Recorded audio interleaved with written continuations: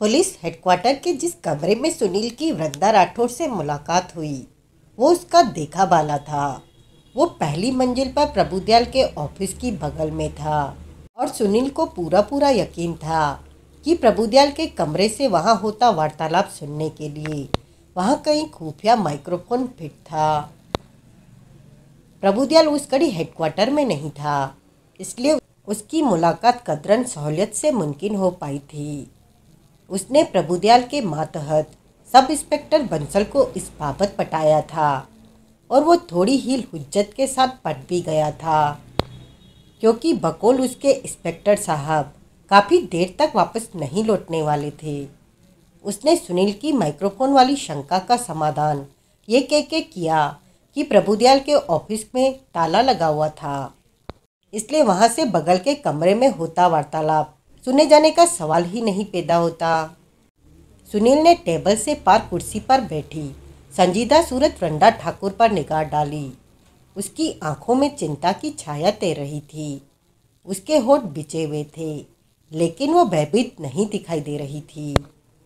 नमस्ते, सुनील धीरे से बोला।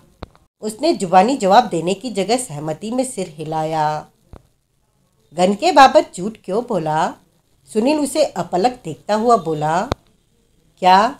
वो सकपकाई सी बोली। कौन सा झूठ? आपको मालूम है क्या? और कौन सा झूठ? अपनी खुद की गन के बारे में क्यों कहा कि आपने उसे न पहचाना? वो फासले पर थी। एक मैग की सारी गन फासले से एक जैसी लगती है। कबूल। फिर ये क्यों कहा आपके पास गन का क्या काम? ये कहते वक्त ये बात भूल गई कि आपने अपने पति के शशि कासनीवाल के साथ भाग जाने से 2 दिन पहले इकबालपुर में एक गन खरीदी थी। हाँ। क्या हाँ? भूल गई थी। मैं गन की बाबत भूल गई थी। बड़ी अच्छी याददाश्त है आपकी, जो इतनी अहम बात भूल गई। अब क्या कहूँ? सच कहिए। यही सच है कि आप गन खरीदी होना भूल गई। हाँ। जैसे गन, आलू प्याज, डबल रोटी मक्खन की तरह रोज़मर्रा की खरीद की आइटम हो। अब मैं क्या कहूँ और कौन कहे? वो खामोश हो गई। गन का किस्सा अब तो बयान कीजिए। क्या जानना चाहते हो? अब तो आप कबूल करती हैं कि जैसे जब मैंने कहा वैसे तब आपने गन खरीदी थी। हाँ। खड़े पैर लाइसेंस कैसे मिला? पुलिस में कोई वाकिफकार था, उसने दिलवा दिया। इरादा क्या था?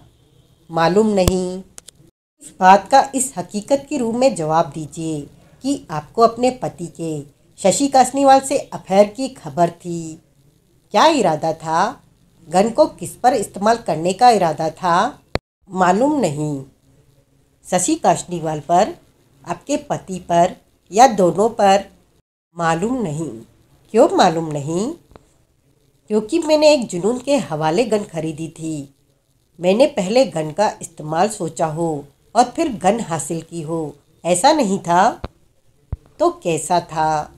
आखिर कुछ तो आपने सोचा ही होगा।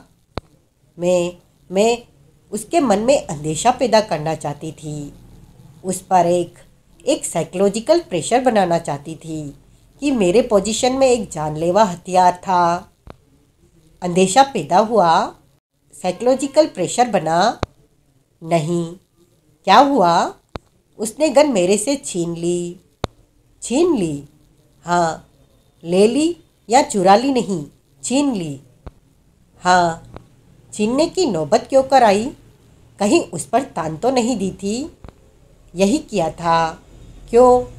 मुझे गुस्सा आ गया था उसके दिलाने से। हाँ। उसने आपको किसी बात पर हड़काया और आपने गुस्से से भड़ककर गन निकाल ली और धमकी जारी कर दी। हाँ। क्या धमकी जारी की? ये कि आप उसे शूट कर देंगी। मैं खुद को शूट कर लूँगी। अच्छा। हाँ। मैंने कहा कि इससे पहले कि मेरा पति मुझे छोड़ के किसी गैर औरत का सगा बन के दिखाता, मैं ऐसा तिरस्कार और अपमान सहने से मर जाना पसंद करती। ये धमकी थी या सच में आपका ऐसा इरादा था? सच में मेरा ऐसा इरादा था, तो इरादे पर अमल क्यों न किया? जब आपके पति ने तो ऐन वही किया जिसका आपको अंदेशा था, तो जान क्यों न दी? क्योंकि जान देने का जरिया हाथ से निकल गया था।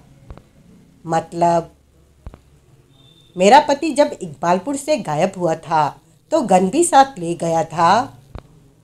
इसका मतलब है एक बार आपसे गन छीन लेने के बाद उसने गन आपको लौटाई नहीं थी। हाँ, न आपने मांगी थी, नौबत ही न आई, माहौल ही न बना। मेरी उस हरकत के बाद से वो मेरी शक्ल देखकर भड़कता था और मेरे मुंह खोलने से पहले ही मुझे कोसने लगता था। बहरहाल आपने खुदकुशी के अपने इरादे पर इसलिए अमल न किया क्योंकि आपके पास गन नहीं थी। हाँ, खुदकुशी के और भी तो तरीके होते हैं। हाँ, लेकिन नाल कनपटी से लगाकर घोड़ा खींच लेने जितना आसान कोई नहीं। इकबालपुर से समुद्र करीब है। अब इस बात को यहीं ख़त्म कर दो, वरना मैं समझूंगी कि तुम मेरी खिल्ली उड़ा रहे हो। मैडम, इन बातों की जवाबदारी आपको पुलिस से भी करनी होगी और कोर्ट से भी। मैं तो बात को यहीं ख़त्म कर दूंगा, लेकिन पुलिस और सरकारी वकील इसे बड़ी दूर तक घसीटेंगे कि आपके लिए खुदकुशी करना अहम नहीं था। स्टाइल से, फैशनेबल ढंग से हैसियत बनाकर जान देना अहम था। 1.5 लाख की गन को खुदकुशी का जरिया बनाने का सौभाग्य हर किसी को तो हासिल नहीं होता ना। डूबकर या फांसी लगाकर तो गरीब गुरबा मरते हैं। मकशला चाहे जिंदगी का हो चाहे मौत का, बड़े लोगों के अंदाज तो बड़े ही होने चाहिए ना। तुम यकीनन मेरी खिल्ली उड़ा रही हो। No, never cross my heart. बहरहाल जो सच है वो मैंने बोल दिया। और सच ये है कि आपका पति जब घर से भागा तो गन साथ ले गया। हाँ, ऐसा होने के 1 साल बाद एक खुशगवार दिन गन एक अनजान कातिल के कब्जे में पहुंच गई और उसने उससे आपके पति को शूट कर दिया। नहीं नहीं, तो आपका क्या ख्याल है? कातिल अनजान नहीं था, वो कोई ऐसा शख्स था जिसकी मेरे पति के हर साजो सामान तक स्वाभाविक पहुंच थी। वक्त आने पर उसने गन अपने कब्जे में कर ली और बड़ी सहूलियत से मेरे पति को शूट कर दिया। किसने? नाम लीजिए ऐसे किसी शख्स का। ऐसा शख्स शशि कासनीवाल हो सकती है, चिराग कासनीवाल भी हो सकता है। हाउसकीपर के बारे में क्या ख्याल है? वो भला कत्ल क्यों करेगी? कत्ल एक पेचीदा मसला होता है जिसको अंजाम देने में जुदा लोगों के पास जुदा वजूहात होती है। ऐसी तमाम वजूहात को सम अप करना आसान काम नहीं होता। लेकिन हाउसकीपर वो क्यों कत्ल करेगी? शशि कासनीवाल क्यों करेगी? जो औरत अपनी राजी से आपके पति के साथ रहती रही, वो खड़े पैर उसके इतने खिलाफ क्यों कर हो गई कि उसे शूट कर बैठी? कोई तो वजह होगी। पहले घर से भाग गई हमेशा के लिए, फिर लौट आई कत्ल करने के लिए। वृंदा ने जवाब न दिया। वो कत्ल करके भागी होती तो बात समझ में आती थी, लेकिन मारकर पीछे एक अनुनयपूर्ण चिट्ठी छोड़ के जाने के बाद, चिट्ठी में अपने कृत्य के लिए खेद प्रकट कर चुकने के बाद वो कत्ल करने के लिए लौट आई, ये बात समझ में नहीं आती। तो जिसके साथ भागी वो लौटा होगा। आखिर वो उस औरत का असली पति था और उसके पास कत्ल की ये बड़ी वजह थी। मकतूल उसकी बीबी ले उड़ा था 1 साल पहले। तो क्या हुआ?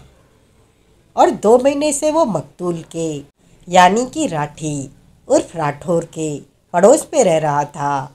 उसका इरादा कत्ल का होता तो 2 महीने में 200 बार इस काम को अंजाम दे चुका होता। तो वो झुंझलाई, तुम क्या कहते हो कातिल के बारे में? इस मामले में मेरा इतबार तो हाउसकीपर पर है। अरे वो मामूली हाउसकीपर, वो न मामूली है और न ही हाउसकीपर है, वो तो कुछ और ही है।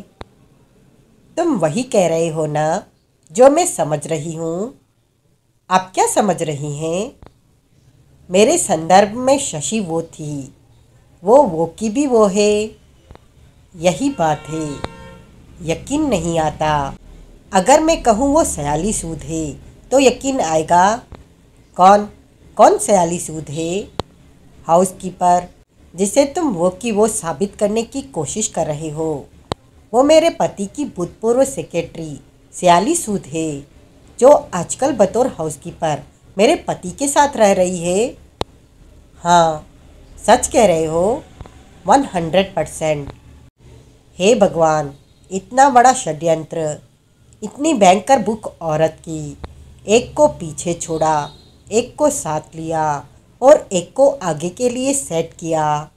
तौबा, बेवफाई के महकमे में औरतों का नाम तो नाहक दर्ज है। कोई किसी से कम नहीं। वो कई क्षण खामोश रही और चेहरे पर दुविधा के भाव लिए उस नई जानकारी को आत्मसात करती रही। तो आखिरकार बोली, तुम्हारे ख्याल से कातिल वो है? हो सकता है। हो सकने में और होने में तो बहुत फर्क होता है। होता है, लेकिन मौजूदा हालात में बतौर कातिल उस पर फोकस बनाना आपके लिए मुफीद साबित हो सकता है। वो कैसे? उस पर फोकस बनेगा तो आप पर से फोकस हटेगा ना। ओह, मैं आपको अंधेरे में नहीं रखना चाहता, लेकिन हकीकत यह है कि अपनी खुद की खरीदी गन से ताल्लुक़ रखती जो कहानी आपने अभी मुझे सुनाई, उस पर किसी को यकीन नहीं आने वाला। एक हाउसवाइफ की गन की खरीद, वो भी एक नाजुक घड़ी में, आपकी नीयत की चुगली करने के लिए काफ़ी है। आगे कोड की खाज ये है कि आप इतने खुफिया तरीके से नाचशोर गई। आपने अपने पति को शूट न किया, सच में उसे वहाँ मरा पड़ा पाया तो वारदात की खबर पुलिस को देने की जगह वहाँ से भाग गई। और सौ खराब बातों पर भारी ये बात है कि राजनगर में अपनी मौजूदगी और शिनाख्त छुपाए रखने के लिए आप एक फर्जी नाम से होटल में ठहरी, क्योंकि मैं नहीं चाहती थी कि मेरे पति को यहाँ मेरी मौजूदगी की खबर लगती। क्यों क्यों नहीं चाहती थी? वो जालिम और बेरहम शख्स वो शहर में मेरी मौजूदगी का कोई और ही मतलब निकालता और ऐसा मेरे गले पड़ता कि मेरे लिए पीछा छुड़ाना मुहाल हो जाता। उसके तरह तरह के वाहियात इल्ज़ामों से बचने के लिए ज़रूरी था कि उसे खबर न लगती कि मैं शहर में थी। खबर कैसे लगती? क्या मतलब? इतना बड़ा शहर है, उसे सपना आता कि आप यहाँ हैं? क्या पता लगता है? क्यों नहीं लगता? अरे कोई वाकिफकार मिल जाता है, फिर बात आगे से आगे निकल पड़ती है। अरे कोई वाकिफकार मिल जाता है, फिर बात आगे से आगे निकल पड़ती है। ऐसा अव्वल तो होता नहीं, होता है तो होते होते होता है। मेरा फिर वही जवाब है, क्या पता लगता है? सुनील ने एक गहरी सांस ली। मुझे आपका जवाब कबूल है, वो बोला। अब आखिरी बार पूछ रहा हूँ, कत्ल आपने किया है? नहीं, वो दृढ़ता से बोली। लिख के दीजिए। क्या? वही जो जुबानी कह रही हैं। क्या? ये कि मैंने कत्ल नहीं किया है। हाँ, उससे क्या होगा, देखेंगे। लेकिन आपको लिखने में कोई एतराज़ है तो जाने दीजिए। नहीं नहीं नहीं, वो बात नहीं। कागज़ कलम मेरे पास है। सुनील ने उसके सामने एक कागज़ और उस पर एक बॉल पेन रखा।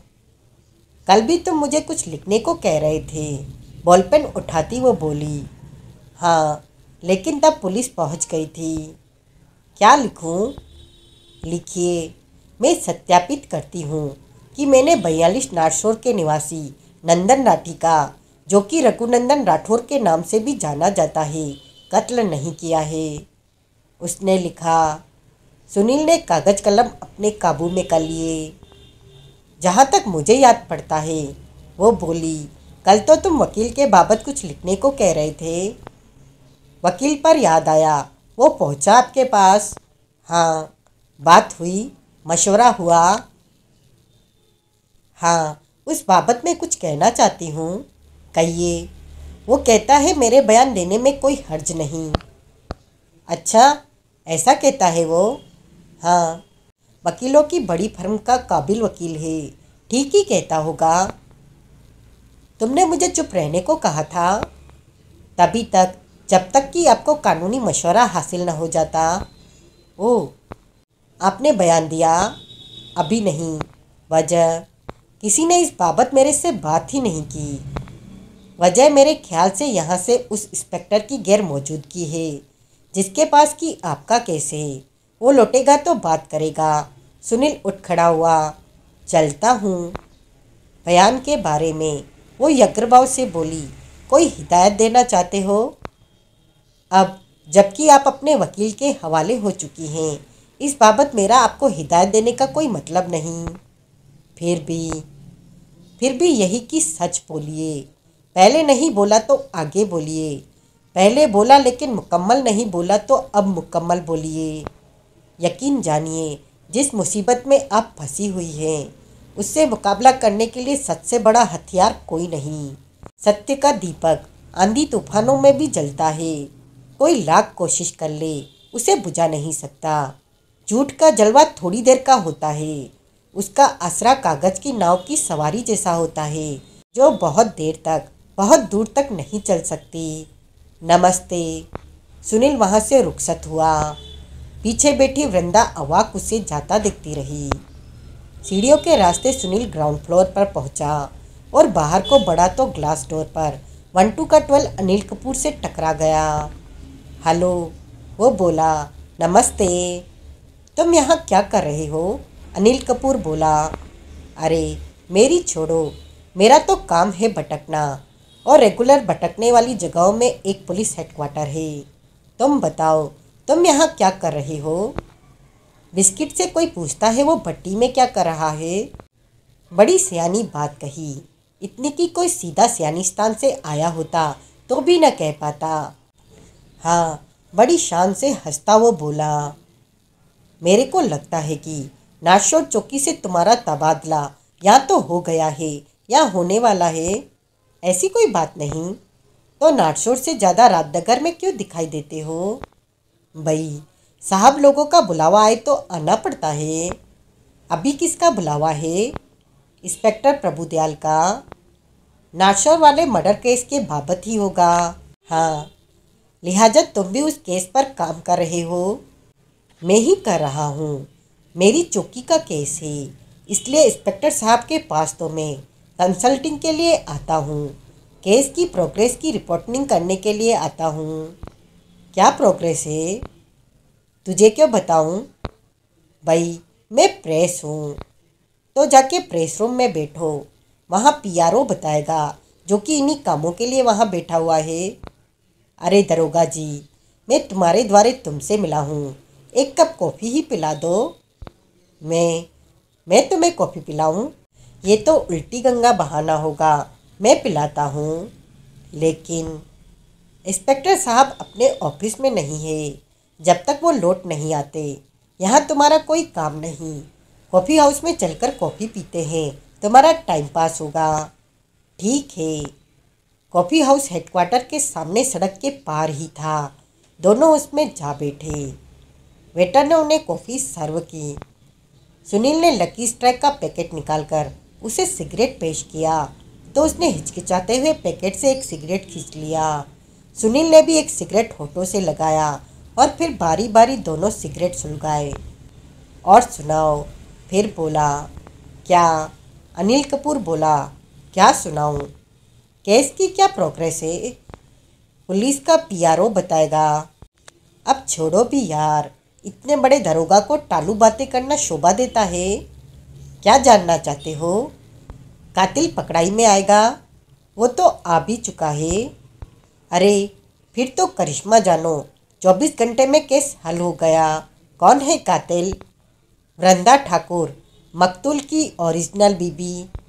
ओरिजिनल, जिसे कि मकतूल पीछे छोड़ के एक गैर औरत के साथ, कथित मौजूदा बीबी के साथ फरार हो गया था।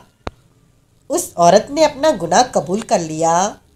अभी नहीं, लेकिन आखिरकार तो करेगी ही। अभी क्या कहती है? वही जो पकड़े जाने पर हर ब्लंडर कहता है। मैंने ब्लड नहीं किया। पहले मुंह उठाए अपने ब्लडिस्तान से चले आते हैं और फिर जब सिर पर गाद गिरती है तो झूठ बोलते हैं। और किसी पर पुलिस को कातिल होने का ब्लंडर होने का शक हुआ ही नहीं। इंस्पेक्टर साहब को मकतूल की हाउसकीपर स्याली सूद पर हुआ था, लेकिन वो तो ब्लंडर हो ही नहीं सकती। क्यों? क्योंकि ब्लड के वक्त की, उसके आसपास के वक्त की उसके पास परफेक्ट एलिबाई है। ऐसा? हाँ। बाय द वे, कल जब वो मकतूल की कोठी से रवाना हुई तो वापस क्यों न लौटी? क्योंकि उसे ब्लड की खबर लग गई थी। खाली कोठी में लौटना उसने बेकार समझा था। खबर कैसे लग गई? कोठी पर फ़ोन किया तो कोई जवाब न मिला। फिर नाशोर की अपनी एक फ्रेंड को फ़ोन किया, जिसने उसे बताया कि कोठी पर पुलिस पहुंची हुई थी क्योंकि उसके एम्प्लॉयर का ब्लड हो गया था। ओह, इसलिए वो वापस न लौटी? हाँ, जबकि ऐसे मौके पर उसे फ़ौरन से पेशतर लौटना चाहिए था। कहती है खून खराबे से उसे दहशत होती है। ओह, लेकिन कभी तो लौटेगी। हाँ, कभी तो लौटेगी, और कुछ नहीं तो वहाँ से अपना सामान ही बटोरना होगा। अभी कोठी किसके कब्जे में है? पुलिस के। गाय? क्या गाय? वो वही है? नहीं, उसको रात को ही एक गौशाला में पहुंचा दिया गया था। कौन सी गौशाला में? आनंद आश्रम की गौशाला में, जो कि राजनगर और नागौर के बीच हाईवे पर है। रंबाती होगी बेचारी। क्यों भला? भाई, भूख से। उसे कोठी में ही चारा खिला दिया गया था। बछड़े के वियोग से? जरा भी नहीं। बछड़े को भूल चुकी जान पड़ती थी। डमी बछड़े को उसके सामने रखा गया था तो उसने उसकी तरफ झांका तक नहीं था। फिर आश्रम में उसके साथ डमी तो क्या भेजी गई होगी? नहीं भेजी गई थी। तुमने अभी कहा कि कत्ल के वक्त की स्याली सूद के पास परफेक्ट एलिबाई है। हाँ, इसका मतलब है उसका बयान हो चुका है। हाँ, अब ये न पूछना कि बयान कहाँ हुआ। मैं उसका मौजूदा पता तुझे नहीं बताने वाला। मुझे मालूम है। यूँ तुमसे जानकारी निकालवाना कोई हंसी खेल नहीं। आखिर ऐसे ही तो तुम इतने बड़े चौकी के दरोगा नहीं हो। वो बड़ी शान से हंसा। उसकी सुनील सहज भाव से बोला, परफेक्ट एलिबाई की जांच की गई? हाँ, क्या न की जाती? चौकस पाई गई? हाँ। दरोगा जी, अगर बुरा न मानो तो एक बात कहूँ। रिपोर्टर साहब, इस वक्त मैं आपकी कॉफ़ी पी रहा हूँ। जब तक कॉफ़ी ख़त्म नहीं हो जाती, कम से कम तब तक तो मैं तुम्हारी बात का बुरा नहीं मान सकता। वो हंसा। सुनील ने हंसी में उसका साथ दिया। कहो, क्या कहना चाहते हो? एलिबाई के बारे में ही कहना चाहता हूँ। एलिबाई यानी कि हाउसकीपर स्याली सूद की परफेक्ट एलिबाई। क्या? मेरा जाती तजुर्बा ये कहता है कि एलिबाई का परफेक्ट होना ही इस बात का सबूत होता है कि वो गढ़ी हुई है। कोई किसी खास वक्त के अपने एक एक मिनट का हिसाब दे सके तो समझो कि उसने बड़ी मेहनत से, बड़ी शिद्दत से, बहुत टाइम लगाकर उस हिसाब की हर नोक पलक सवारी है। ऐसी सिक्केबंद एलिबाई की उसी को ज़रूरत होती है जो या तो खुद मुजरिम हो या जुर्म में जिसकी शिरकत हो।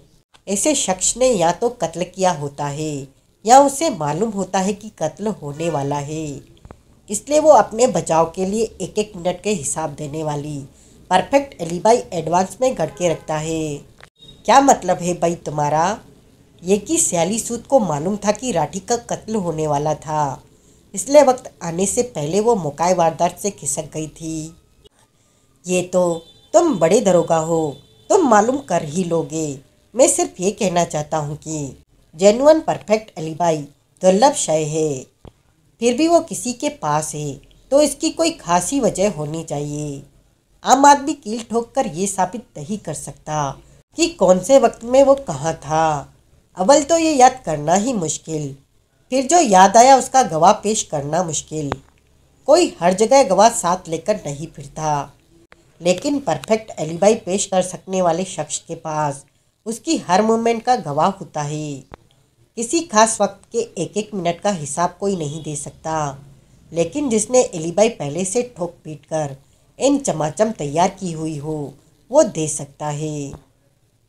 तुम्हारी बात मानी जाए तो किसी के पास कमज़ोर एलिबाई होना या एलिबाई न होना उसकी बेगुनाही का सबूत है, और जिसके पास मजबूत एलिबाई हो उसे ऑटोमेटिकली मुजरिम मान लिया जाना चाहिए। मैंने ये कब कहा? सरासर कहा, बिल्कुल यही कहा। मैंने सिर्फ ये कहा है कि कत्ल के मामले में किसी को इसलिए शक से बरी नहीं किया जा सकता क्योंकि कत्ल के वक्त की उसके पास मजबूत एलिबाई है। ऐसा कहने के पीछे तुम्हारा खास मकसद जान पड़ता है। मेरा खास मकसद? हाँ, क्या? पुलिस की तवज्जो वृंदा ठाकुर पर से हटाने के लिए तुम पुलिस को ये आइडिया सरकाने की कोशिश कर रहे हो कि असल में ब्लंडर सयाली सूद है। मैं भला ऐसा क्यों करूँगा? सयाली सूद से तुम्हारी कोई डिस्ट्रीब्यूट होगी, इसका बदला तुम यूँ चुकाने की कोशिश कर रहे हो। मेरी किसी से कोई डिस्प्यूट नहीं है। मैंने तो महज इतना किया है कि मेरे जहन में एक आइडिया आया तो मैंने उसे आगे एक काबिल दरोगा को सरकाया। मैं इस बाबत इंस्पेक्टर साहब से बात करूँगा। ज़रूर करना, लेकिन इसे अपनी सोच समझ के तौर पर पेश करना। उसकी भवें उठी। अरे भाई, इंस्पेक्टर साहब को आइडिया जच गया तो तुम्हारा क्रेडिट बनेगा। उनकी ये खाम ख्याली दूर होगी कि इंडिपेंडेंटली तुम कत्ल का केस हैंडल नहीं कर सकते। क्यों नहीं कर सकता? वो अकड़ कर बोला। कर सकते हो, बराबर कर सकते हो, लेकिन कोई करने तो नहीं देता। कहाँ नाशोर की पुलिस चौकी और कहाँ यहाँ मुगलबाग में पुलिस हेडक्वार्टर। फिर भी नाशोर में कोई कत्ल की वारदात होती है तो यहाँ से इंस्पेक्टर प्रभुदयाल वहाँ पहुँचता है और तुम्हारे सिर पर सवार हो जाता है। सच बताओ, यूँ तुम्हारी इंसल्टिंग नहीं होती? होती है यार। उस इंसल्टिंग की विरोधनिंग करने का यही तरीका है कि आगे कोई ब्रिलियंट आइडिया सरकाओ। ब्रिलियंट आइडिया यानी कि किसी के पास परफेक्ट एलिबाई होना अपने आप में शक की वजह होता है। हाँ, मैं करूँगा ऐसा, लेकिन उसने संदिग्ध भाव से सुनील की तरफ देखा। क्या लेकिन? सुनील बोला। बाद में ये पब्लिसिटियाँ तो नहीं करने लगोगे कि असल में ये आइडिया तुम्हारा था? अरे कसम उठवा लो जो मैं इस बाबत एक लफ्ज भी जुबान पर लाऊं। फिर ठीक है। वो उठ खड़ा हुआ। मैं अभी जाके बात करता हूँ। गुड। सुनील वापस यूथ क्लब पहुँचा। लगता है, उसे देखते ही रमाकांत बोला, तेरे को सूंघ लग जाती है कि यहाँ तेरे लिए ताज़ा खबर है।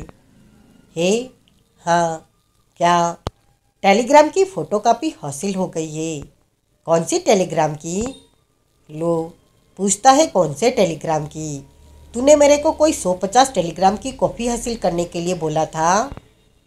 सॉरी, मेरा दिमाग कहीं और भटक गया था।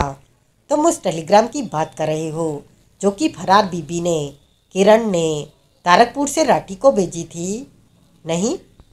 हाँ, जैसे तूने बोला था, मामूली मशक्क़त से तारगर के रिकॉर्ड में मौजूदा टेलीग्राम फॉर्म की फ़ोटोकॉपी हासिल हो गई थी। कहाँ है? दिखाओ। रमाकांत ने उसके सामने एक फ़ोटोकॉपी रखी। सुनील ने गौर से उसका मुआयना किया। हैंडराइटिंग तो, वो बड़बड़ाया, साफ साफ जनाना है। ओए, जब जनानी ने टेलीग्राम भेजी तो हैंडराइटिंग जनाना ही होगी। तुम्हारे आदमी ने, दिनकर ने, ये फ़ोटोकॉपी उसी क्लर्क से हासिल की होगी जिसने की टेलीग्राम बुक की थी। हाँ, और मुझे मालूम है। तू ये क्यों पूछ रहा है? क्यों पूछ रहा हूँ?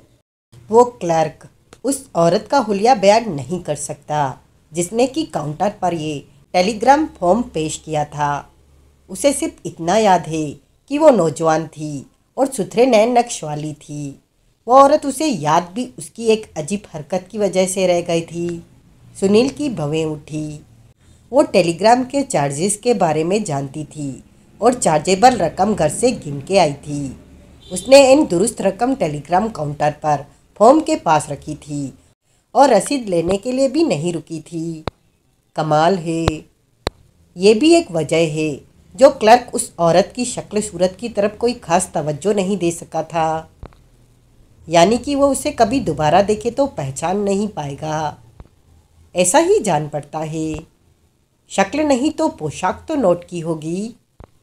हाँ, कहता है सलवार सूट पहने थी और दुपट्टे को सिर और गर्दन के गिर्द यूं लपेटी थी कि पूरी शक्ल तो उसकी वैसे ही नहीं दिखाई दे रही थी। कहता है सिर पर से दुपट्टा माथे पर आंखों तक ढलक आया हुआ था और उसका एक कोना वो अपने दांतों में दबाए थी, जिसकी वजह से ठोड़ी से काफ़ी ऊपर तक का हिस्सा उसकी ओट में आ गया था।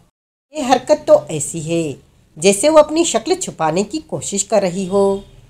घर से भागी औरत का ऐसी कोई कोशिश करना क्या बड़ी बात है। ये भी ठीक है। और क्या खबर है? और खबर यह है कि अब ये बात पुलिस की जानकारी में भी आ चुकी है कि नारशोर का नंदन राठी असल में इकबालपुर का रघुनंदन राठौर है। वो क्या बड़ी बात है जब उस शख्स की बीवी उनके कब्जे में है, वो भी खाविंद के कत्ल के इल्ज़ाम में। तो ये बात भला कैसे छुपी रह सकती है? ठीक। सुनील कुछ क्षण और फोटोकॉपी का मुआयना करता रहा और फिर बोला, मैंने वड्डे बाबा जी के दरबार में कुछ लोगों के हैंडराइटिंग के नमूने हासिल करने की दरख्वास्त लगाई थी। कुछ हुआ?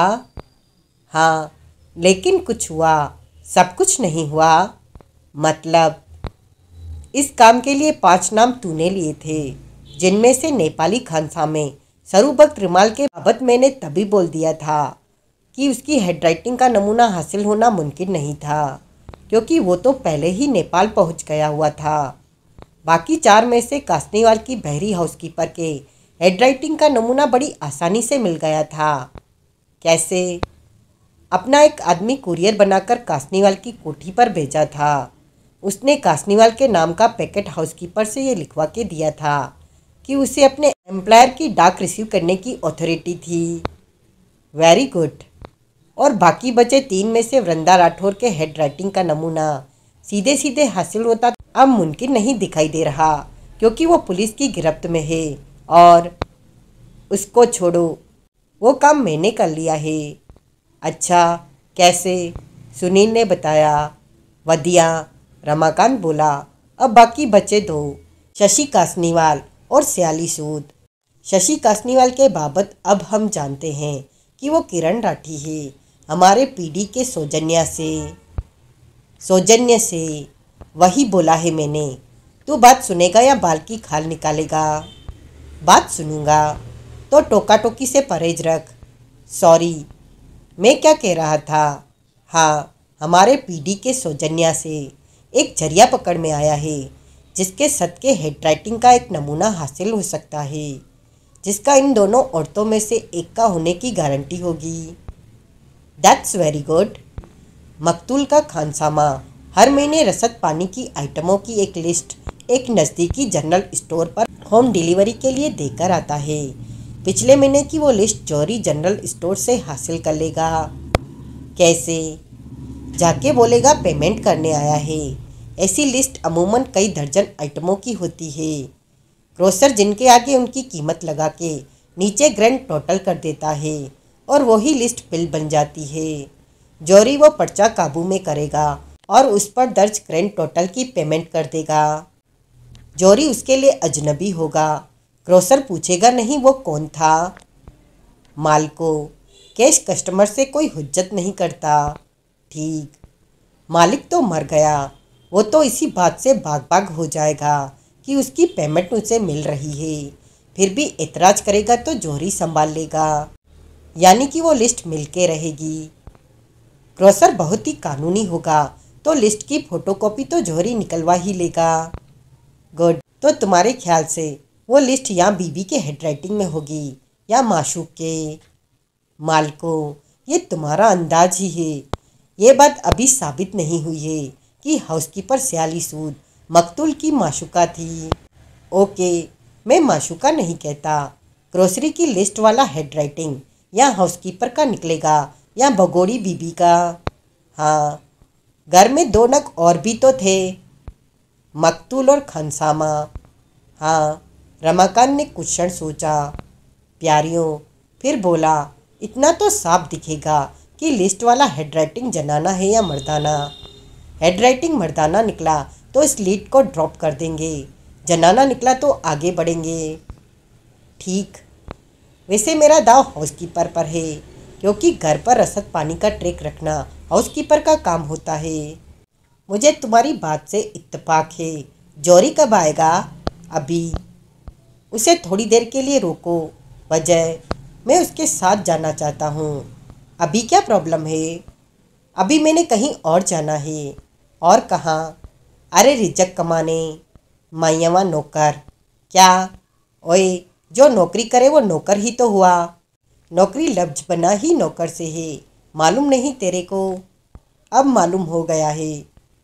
लिस्ट का हेडराइटिंग अगर जनाना निकला, जो कि मुझे उम्मीद है कि जनाना निकलेगा, तो उसकी शिनाख्त का एक और तरीका भी तो है।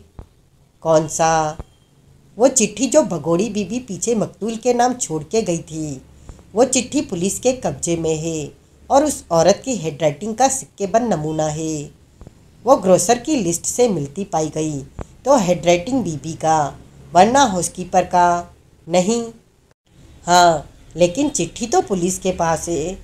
तो क्या हुआ? कॉपी हासिल कर। कैसे? मेरे से पूछता है कैसे? अरे तू मीडिया पर्सन है, बड़े अखबार का रिपोर्टर है, ब्लास्ट में छापने को चाहिए। इस मामले में तो प्रभुदयाल का घोड़ा भी अड़ंगा नहीं लगा पाएगा। इस मामले में तो ब्लास्ट आईजी तक पहुंच सकता है। बात तो तुम्हारी ठीक जान पड़ती है। ठीक जान नहीं पड़ती, है ही ठीक, है ही ठीक। मैयवत तोता। रमाकांत, इस बात को हम दूसरे सिरे से भी पकड़ सकते हैं। कौन सा दूसरा सिरा? ग्रोसर की लिस्ट हाउसकीपर के हेडराइटिंग में पाई गई तो लिस्ट उसने तैयार की, वरना भगोड़ी बीबी ने तैयार की। ठीक, अब बोल हाउसकीपर के हेडराइटिंग का नमूना कैसे हासिल करेगा? मैं करूँगा। अच्छा, हैरानी हो गई तेरे को? जब सारे काम वड्डे बापा जी ने किए हैं तो ये नन्ना मुन्ना सा काम मेरे हवाले किस लिए? ताकि तेरी नन्ही मुन्नी हाजिरी तो लगे कि तूने भी कुछ किया। वो लड़की शुरू से मेरे खिलाफ है, अब तो और भी खिलाफ होगी, क्योंकि अब तक उसे मालूम पड़ गया होगा कि बतौर कातिल ब्लास्ट उसे प्रोजेक्ट कर रहा है। वो तो मुझे पास भी नहीं फटकने देगी। तो फासले से दिखा कोई करतब।